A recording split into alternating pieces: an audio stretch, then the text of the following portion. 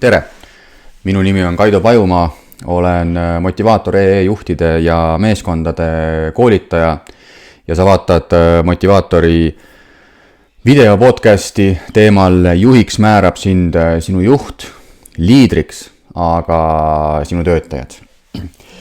Eesti keeles ei ole väga head nagu mõisteid vastavuses inglise keelega, kus on väga selgelt kaks erinevat mõistet erineva tähendusega, kuigi neid mõnikord kasutatakse ka tegelikult segamini.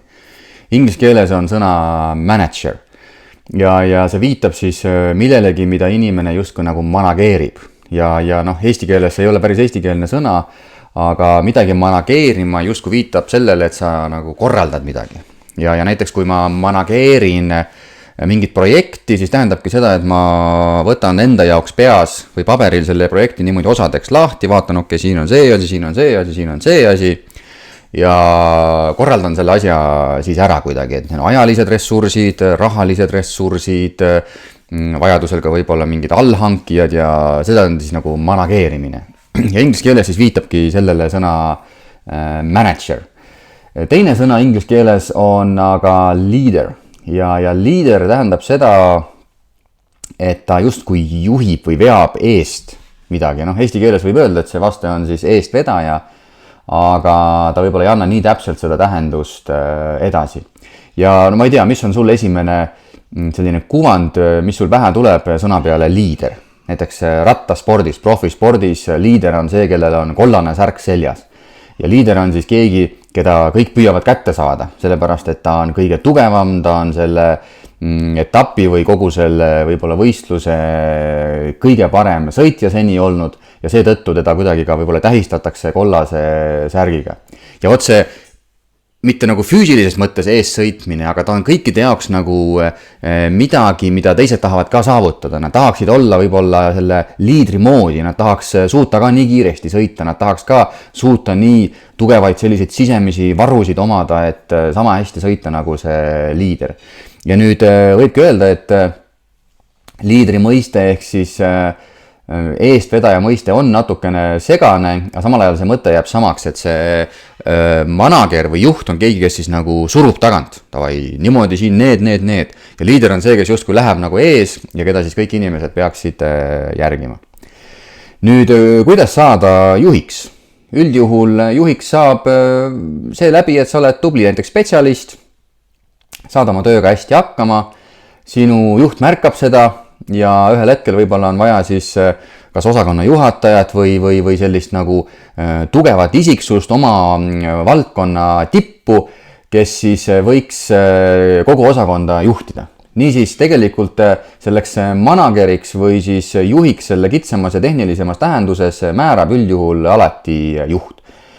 Tulevastel töötajatel ei ole mitte mingit sõnaõigust üldjuhul.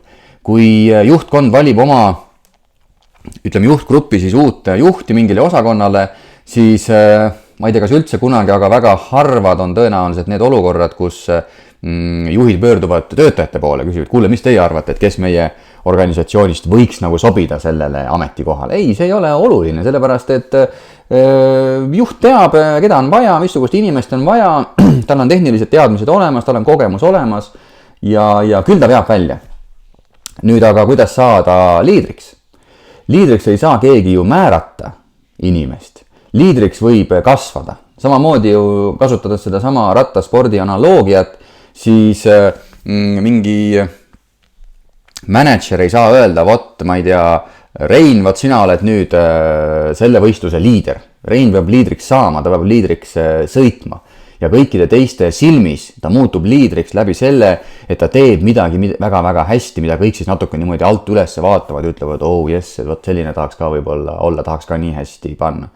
Ja seetõttu võibki öelda, et eestvedajaks või liidriks meeskonnas on võimalik ainult kasvada ja sinu enda inimesed saavad sind siis hinnata liidrina. Nad võivad teada sinu spetsialiteeti, nad võivad teada, et sa tunned seda ala nagu super hästi, nad võivad teada seda, et sinu poole võib pöörduda kõikide selliste küsimustega, mis on tehnilist laadi, aga see ei muuda veel sind nende jaoks liidriks.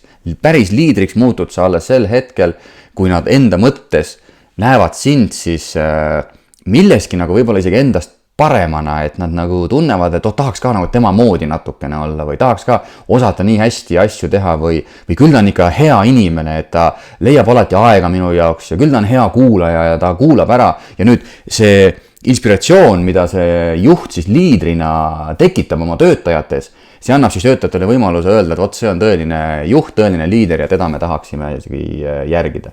Ja loomulikult sellise juhi vastu on ka töötajatel hoopis positiivsemad tunded, nad on valmis rohkem sellisele juhile pakkuma tema teekonda juhina, toetama rohkem, nad on paindlikumad, nad on tõenäoliselt aktiivsemad ja kõik need asjad tegelikult, mida juhid just töötajatest ootavad, kaasnevad sellega, kui töötajad enda mõttes seavad selle inimese liidriks, mitte ei pea teda ainult selliseks nagu juhiks, kes on siia määratud ja kellel võib-olla meie kui töötajate silmis ei ole seda rolli, liidri rolli.